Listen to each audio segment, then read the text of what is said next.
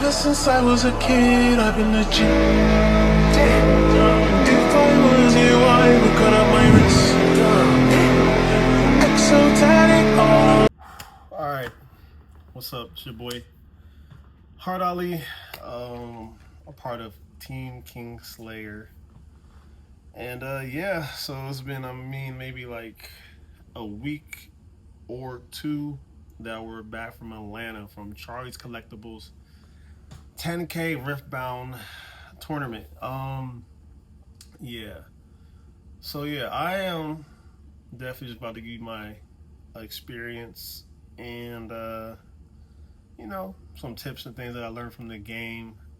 It's been an interesting, quick but short journey that's still continuing for this because this card game is very, I would say right now might be one of the most skillful, less RNG games, and it's honestly been a blast so far for myself learning the game. And then yeah, my experiences. So first off, shout out to Top Deck and Charlie's Collectibles. That event was amazing. Me and the team, we had a great time out there in Atlanta, Stone Mountain area. Shout out to my boy Devin. I believe he got placed third with Annie. You can check out the deck profile on the channel. Homie is amazing in card games, period. His skill and just his thought process of when he's playing the game, I think is very good to tap in with him. I believe it's something Mariforce on Twitter, but all the information is on his video if you want to go check it out on the channel. But yeah, shout out to Andrew, my boy Alex, my boy Robert. He placed in top 32. For him, I definitely think he's going to make top 16, but I was watching the game he played, and honestly, the guy was slow playing. I don't like to interfere too much, mainly for large-scale tournaments. I want to get my homies in trouble. But after sometimes, when you're looking at a board and clearly swinging in for like 16, 18, and your guy's a 4, I don't know why it took like 10 minutes to the process that, yeah, you can't reach that high, especially this early in the game. But that's a side note, whatever. But yeah, experiences.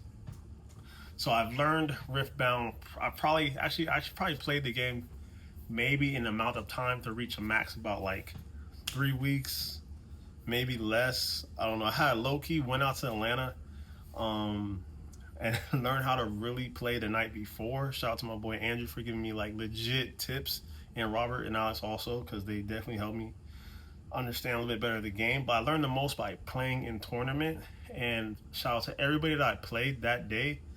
I didn't even care about winning, but just you guys just showing me the process, the timing, and then the triggers and all that stuff. Just learning really how to play during that tournament. Like, some of you guys were playing since the beginning, and you guys were awesome play against and great sports also. I really appreciate y'all for that, first and foremost.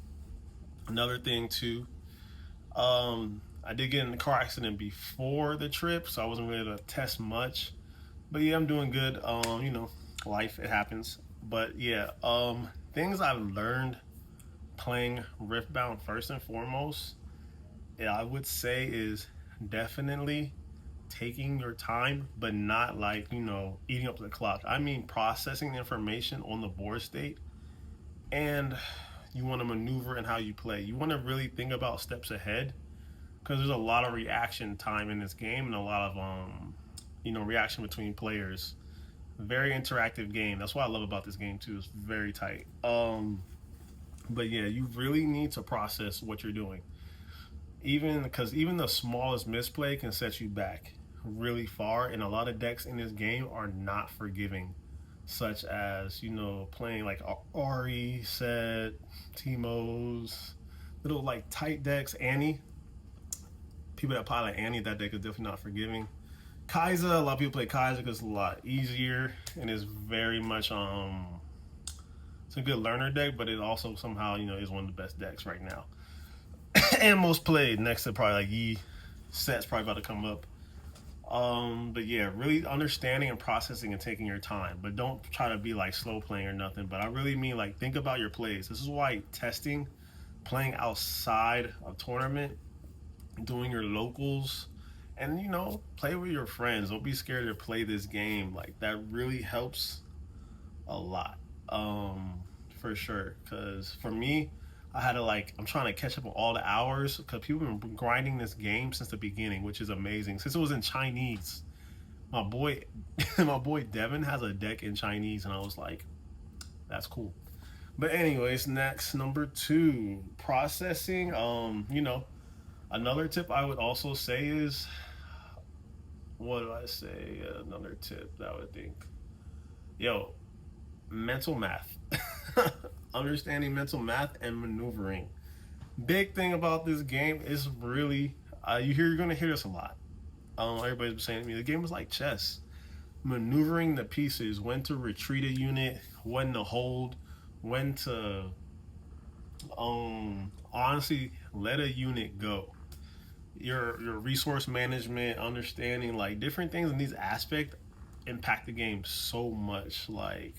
You might want to have a thousand tail watcher come in, and then your board is set, but you're like, man, I need to save these units. Sometimes it's okay to let it go and then come back on the clapback. Things like that, overcommitting can really set you back in this game. So I would definitely say managing resources and when to let units die or let them go. Another one I would definitely say, like I said earlier, movement. Cause this game, it's the concept is League of Legends, and for myself, movement really matters. Like some decks, and what I mean by deck is some decks like to hold a battlefield, some decks like to maneuver back and forth, retreat, ganking, of course, going from battlefield to battlefield, different things like that.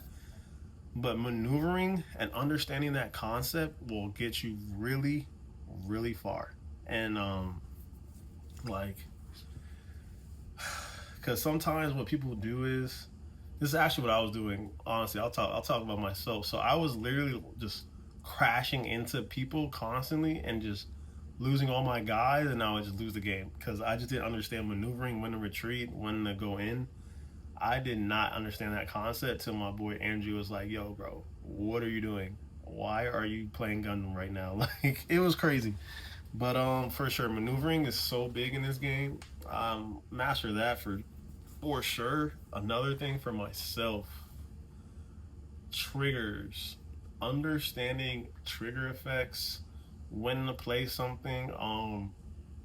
A lot of times people slip up on this part. Like a card will enter the battlefield for a showdown, and what happens is they'll miss the timing to, I would say, target the unit and inflict damage on and destroy it. But so they miss that timing down. The showdown begins, and then now we're going might for might. But then they're not understanding the concept of, okay, now I'm gonna activate priority when it's passed to me, and then I'm gonna maybe play like a hex tech ray or something random on a unit. It takes the damage, and then now